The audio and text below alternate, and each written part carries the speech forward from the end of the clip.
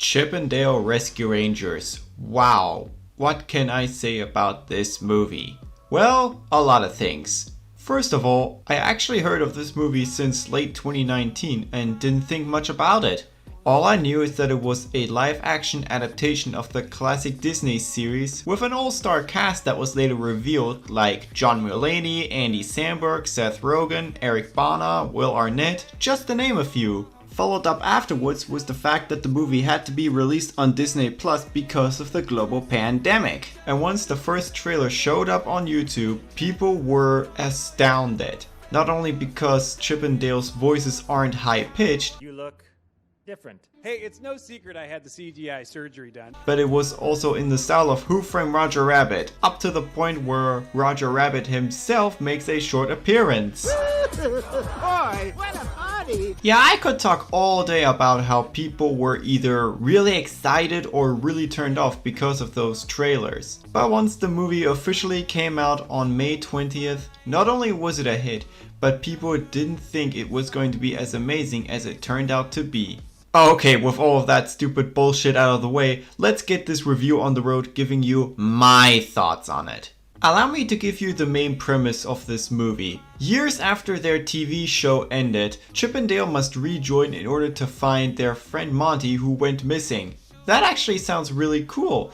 And the other elements they added around this story were also really clever. And when I say other elements, I mean the first time Chip and Dale met at school, the moment where they broke up, Good riddance, Yaloney! Gadget and Zipper who joined to help Dale in order to save Chip, and of course all the amount of references that were in the movie. Well, I only managed to catch a few, that is. Especially Ugly Sonic. Yes, the original design of Sonic the Hedgehog that caused an outrage on the internet back in May 2019, before Paramount Pictures redesigned it for its live-action Sonic the Hedgehog movie, is part of this Disney film. And it is because of those references, it feels like I'm watching a parody film than just a regular live-action adaptation. If you don't mind, I'm gonna play a few clips here. Not like last time when the internet got one look at my human teeth and burned the place down. Of course they're rapping. They always have to make the cartoons rap. If we're gonna solve the case of the missing Monty, that's just a placeholder name, open to any ideas. My boss, Sweet Pete, he loves actors. Yeah, who doesn't? He's got those Polar Express eyes. What?